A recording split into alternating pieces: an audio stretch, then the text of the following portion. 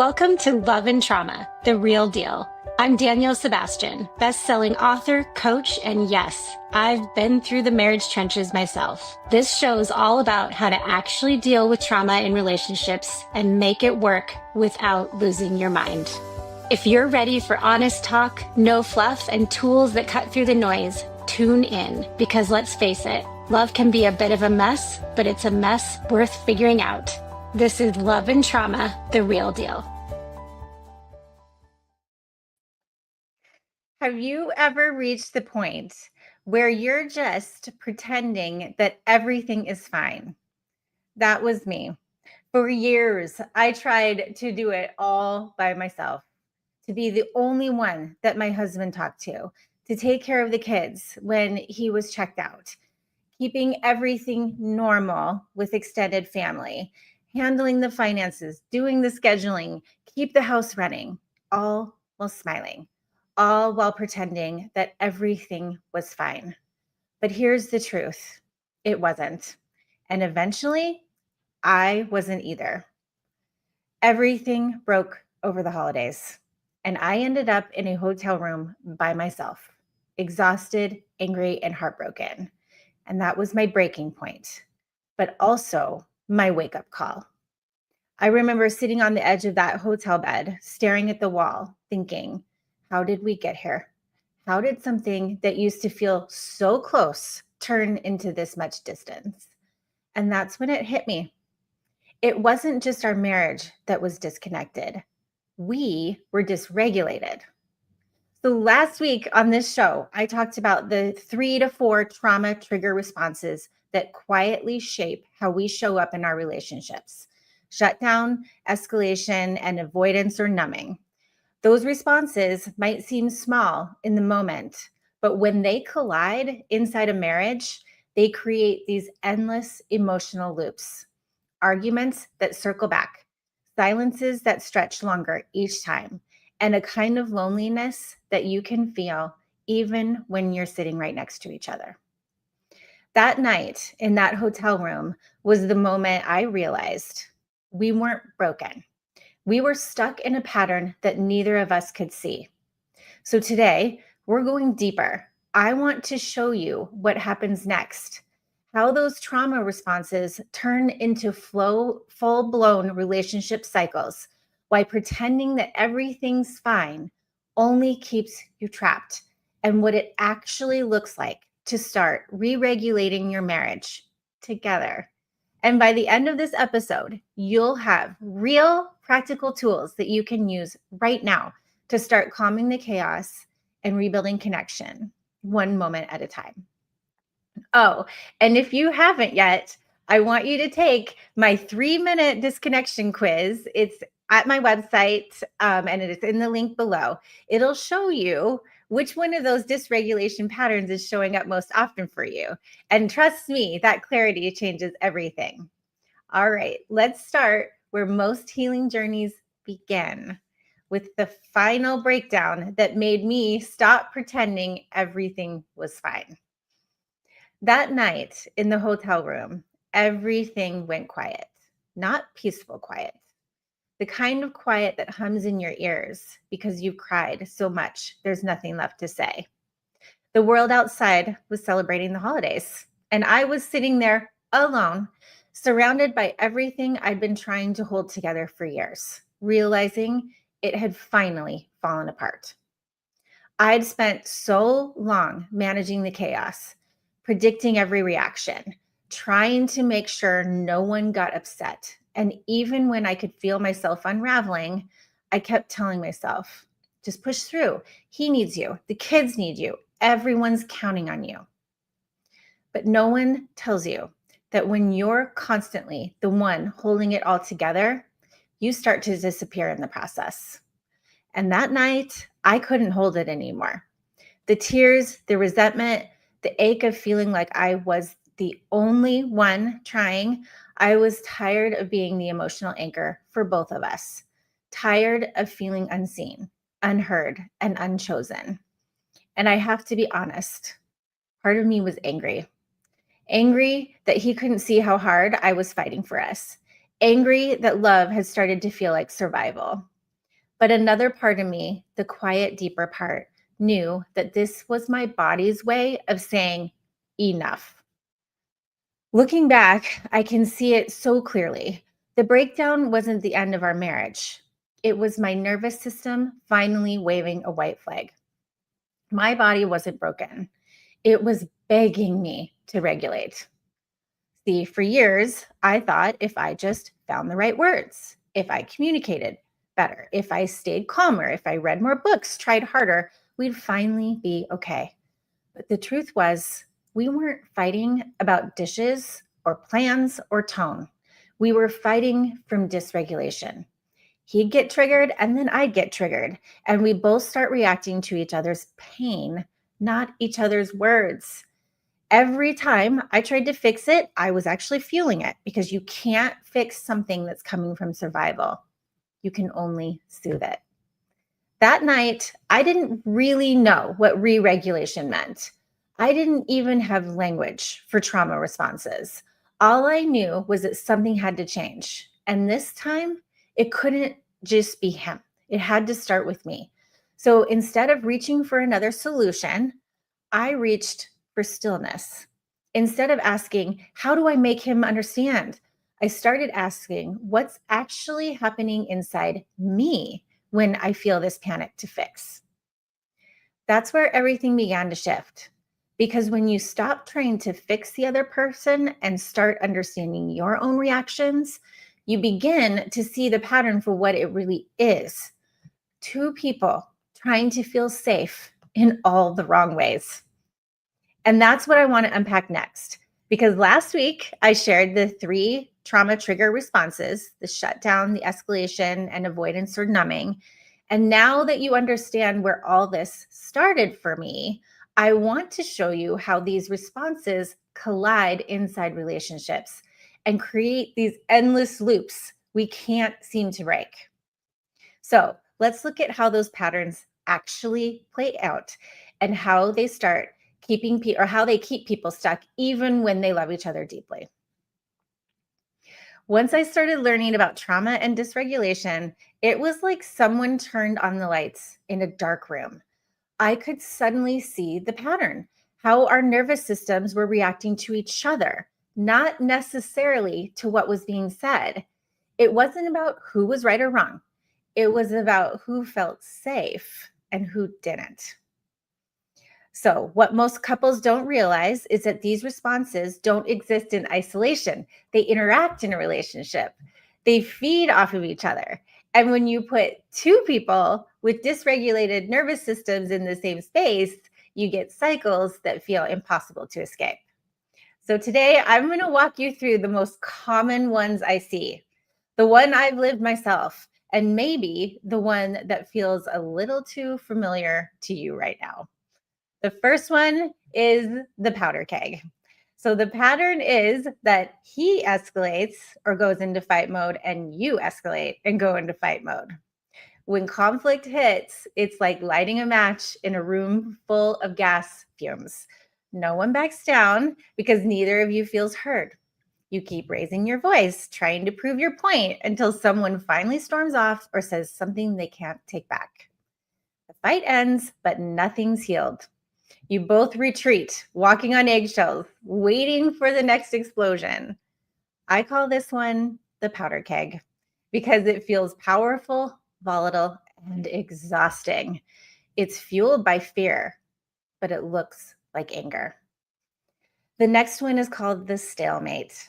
This one is the pattern is that he escalates in fight mode and you shut down, freeze mode. This one is classic. He comes in hot, you freeze to survive it. You go silent because silence feels safer than saying the wrong thing. But he reads your quiet as rejection, and that makes him push harder. So he gets louder, you get smaller, and by the time it cools down, you both feel misunderstood and miles apart.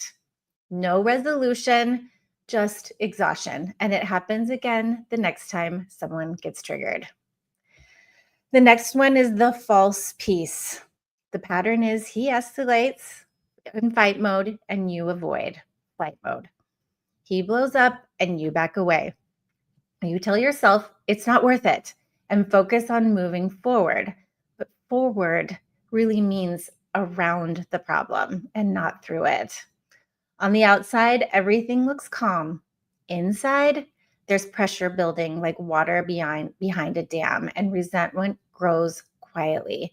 And one day, the smallest crack makes everything flood out. That's the false peace, and it's survival disguised as harmony. The next one is the pressure cooker.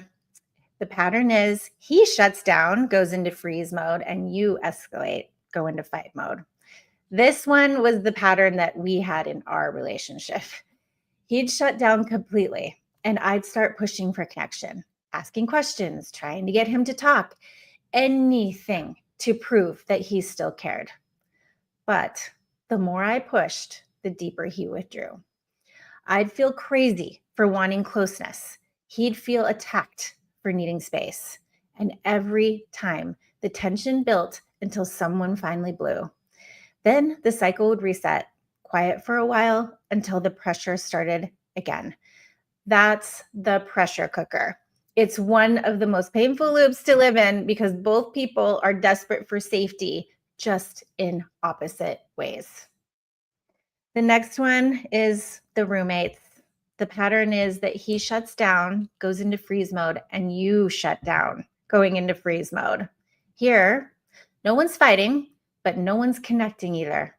Days turn into weeks, and you realize the only things you share are chores and logistics. The house runs, your schedule runs, but you don't. You're not enemies, you're just emotionally unplugged from each other. And this one creeps in slowly. And by the time you notice, it feels normal. The next one is the empty house.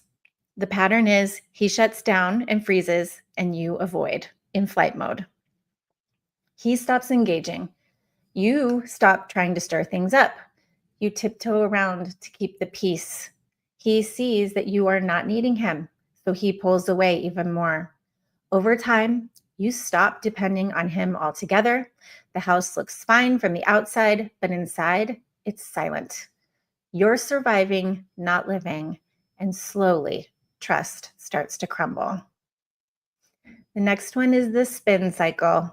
The pattern is he avoids in flight mode, and you escalate in fight mode. He avoids conflict. You chase resolution. He feels cornered and retreats even more. You panic and push harder. It becomes this emotional treadmill. You're running faster and faster just to stay in the same spot. And eventually, you both crash. And the next fight, it's the same one you've had 10 times before. The next one is the quiet divide. The pattern is that he avoids in flight mode and you shut down in freeze mode. He starts staying out later, busy with hobbies, work, anything that doesn't involve you. And you stop asking where he's going. You tell yourself the quiet means peace, but deep down, you know it's distance.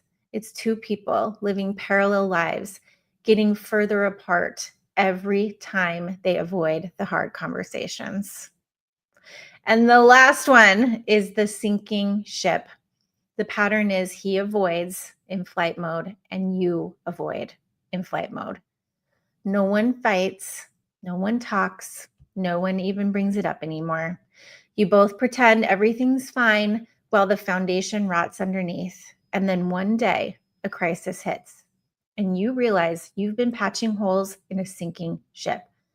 And that's when couples usually say, we don't even know where to start. Now, I know this feels heavy, but here's the thing. Just seeing the pattern is progress because you can't heal what you can't name. When I could finally say, oh, this is the pressure cooker, we're both dysregulated, it stopped feeling personal. It stopped feeling like he was the enemy. And I started to realize we weren't fighting against each other. We were fighting for safety in different ways. And that awareness, That's where everything starts to change. Now, I want to share how I shifted from trying to fix him to actually re regulating myself, and how that single change began to break the cycle for both of us. When I finally saw our patterns for what they were, not bad communication, but rather nervous system reactions colliding, something clicked. I'd spent years believing if I just tried harder, said it the right way, or stayed calm enough, things would finally change. But the harder I tried, the worse it got. And one day, in the middle of yet another argument that went nowhere, it hit me. It wasn't fixing the problem, it was feeding it. Every time I tried to force connection, explain harder, or talk him into understanding, my nervous system was in fight mode and his was in freeze. I was chasing safety by controlling, and he was chasing safety by shutting down. We were both exhausted, and neither of us felt safe enough to come closer. That realization, as simple as it sounds, changed everything. Because for the first time, I stopped asking, why won't he change? Why won't he just come out of the room and talk to me? And started asking, how can I regulate? See, when you live with someone who's experienced trauma, you learn to read every sign, every silence, every shift in tone. You start trying to predict their reactions before they even happen. You adapt, you accommodate, you do anything to keep the peace. But here's the problem: peace that depends on you managing someone else's emotion is not peace. It's hypervigilance in disguise. And that was me. I'd convinced myself that if I could just do it all right, he'd finally feel safe enough to soften. If I just kept holding everything together, eventually he would just meet me halfway. But trauma doesn't work that way. You can't logic or love someone out of dysregulation. You can only model calm until their nervous system feels safe enough to join you there. And that's when I began to really understand what I now call re-regulation. It's not about fixing your partner, it's about stabilizing yourself so the relationship has a chance to stabilize too. It looked like this in real life. When he withdrew, instead of chasing him down the hallway, I learned to take a breath and ground my body. When I felt that urge to fix, explain, or defend, I practiced pausing, even just for 10 seconds, and asking, what's happening inside me right now? Or when my mind started to spin stories like he doesn't care or I'm all alone, I knew this was going to happen again, I started naming what was really true instead. I'm scared, I'm tired, I need connection, and I also need calm. Those tiny moments started to change the temperature in our home. He noticed I wasn't reacting the same way anymore. And over time, the arguments didn't escalate as fast. The silences, you guys, did not last as long. And we began to have space for repair, not because he became a different person overnight, but because I stopped pouring gasoline on a nervous system fire. And this is where my framework began to take shape. At the time, I didn't have a name for it. But later, I realized it was the foundation of the care method I now teach other wives walking through this same journey. The C is comprehend the trauma. You have to understand what's going on deep beneath the surface. The A is accessing support. The R is rebuilding resilience and self-care. And the E is establishing safer connection. Or sometimes it shows up as pause. The pause, accept it's not about you. Unlock the clues, seek support, engage when ready. Both are simply blueprints for one truth. You can't create connection from chaos. You have to calm the system first. I remember the first night I tried it. We'd been circling the same argument for years. Finances, stress, tone, it didn't matter. He went quiet. And instead of filling the silence, I walked outside, took 3 deep breaths, and whispered to myself, Calm is not giving up, it's grounding. When I came back inside, I didn't launch into a speech. I just said, hey, I know you're overwhelmed. So am I. Let's pause and try again later. And for the first time in a long time, he didn't storm off. He just nodded. The moment wasn't flashy, people. There was no apology or breakthrough music playing in the background, but it was our first flicker of peace. The moment our nervous system stopped colliding and started syncing again. And that's when I learned that re-regulation doesn't look dramatic. It doesn't have to be this huge thing. It looks like quiet. It looks boring. It looks like one person choosing calm again and again until the air in the room changes. So if you're sitting there thinking, I've tried everything, I get it. But I want you to know you don't have to try everything. You just have to try something different. Stop fixing, start regulating, and watch what begins to shift. Okay, in this next part, I'm going to show you exactly how to do that. The simple trauma-informed tools that helped me regulate myself and begin rebuilding our marriage, one small grounded step at a time. Once I finally understood that our fights weren't really about the topic, they were about our nervous systems, I stopped searching for the perfect words and started practicing new habits. So these 4 tools are completely how I changed, how I show up in my marriage. They're simple and they're powerful when you actually use them in real moments. So let's walk through them. The number 1 probably won't surprise you, but pause when triggered. Nothing good ever comes out of a triggered conversation, period.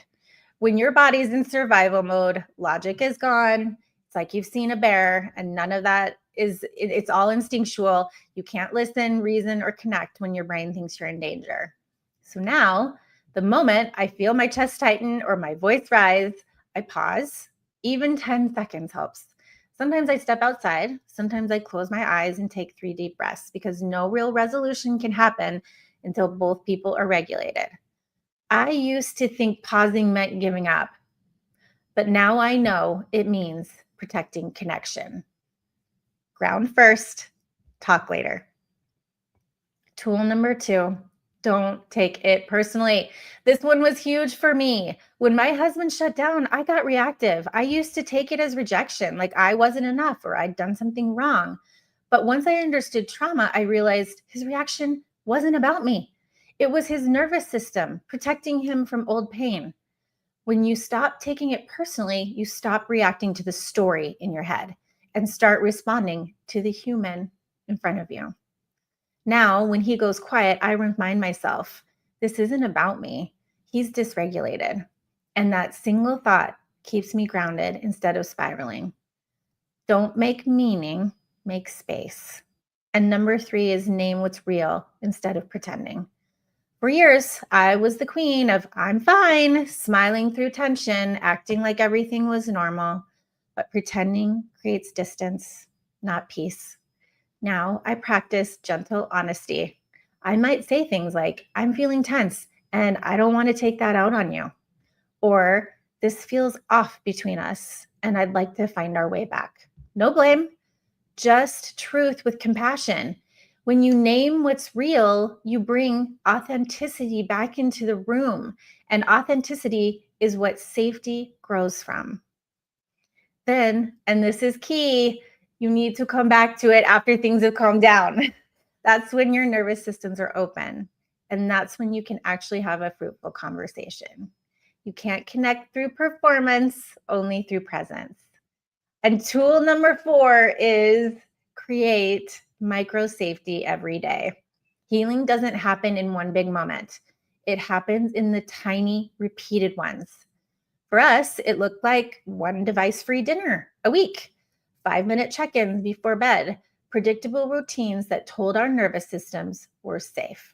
You can't force trust. You build it through consistency. And small signs of safety accumulate. A soft tone, a predictable routine, a calm goodbye before work. These moments whisper to the body, it's safe to relax here. And when both partners start to feel safe, the whole rhythm of the relationship change. These tools are how I stopped fixing alone and started re-regulating our marriage. It was not instant, and it was definitely not perfect. But slowly, the arguments got shorter, the silence softer, and you guys, the laughter came back, because healing isn't about doing more. It's about doing differently. Pause when triggered. Don't take it personally. Name what's real and create micro safety every single day. That's how regulation starts. And regulation is how connection returns. Okay, in the final part of this episode, I want to talk about what happens next. How to keep hope alive when change feels slow. And one question I want you to ask yourself tonight that might just change everything tomorrow. Okay, let's get real for a second. You've heard the story, you've seen the patterns, but what do you actually do next? Because awareness without action just leaves you frustrated. So here's the real deal. 3 things you can start doing today to begin re-regulating your marriage and claim your peace. Number 1, I know I'm like a broken record, but pause when triggered. Not avoid, not shut down, not push for a resolution. Just pause this time. Recognize the pattern. When you feel that familiar surge in your chest, that urge to defend, take a breath and notice what's happening. Ask yourself, wait, is this the pressure cooker? Is this the spin cycle? Is this the stalemate? The goal isn't to control your partner. It's to catch the cycle before it controls both of you. Number 2, I want you to not take it personally. When your partner shuts down, pulls away, or reacts big, it's rarely about you. It's about their nervous system doing what it learned to do to stay safe. When you stop taking it personally, you stop spinning stories like, if I were enough, this wouldn't happen. And you start seeing what's really happening underneath. 2 nervous systems trying to protect themselves from pain. And number 3, you guys, create that micro safety every day. Big breakthroughs are great, but it's the small, consistent safety cues that actually heal. The device-free dinner, a predictable evening routine, a soft tone instead of a sharp one. These moments whisper to your nervous system, it's safe to relax here. Now, that is the real deal. 3 things you can start doing now. This isn't about perfection. It's about progress. It's about leading with calm so that love finally has space to land. And if you're not sure which pattern is running your relationship, I want you to take my 3-minute disconnection quiz. It's right on my website, www.daniellesebastian.com. It'll show you exactly what's happening and how to start shifting it. And you guys, next week, I am sitting down with Erin Smith. She is married to a retired Navy SEAL who I've interviewed before in this show. And we're going to be talking about what real re-regulation looks like in real life when the pressure is high and the stakes are real. So until then, remember, you don't have to fix everything to change everything. Just start with one calm, conscious pause. That's how healing begins. And that's the real deal. We'll see you again next week. All right, that's a wrap for today on Love and Trauma, the real deal. Big thanks to my guests for sharing their insights. Couldn't have done it without you. Now, for those of you looking to take this journey further, I've got something special. Head to my website to grab Real Tactics, Real Healing, a survivor's playbook for navigating a relationship with a trauma survivor. It's packed with everything you need to know, do, and say to navigate the emotional minefield, find your balance, and regain your self-worth and happiness.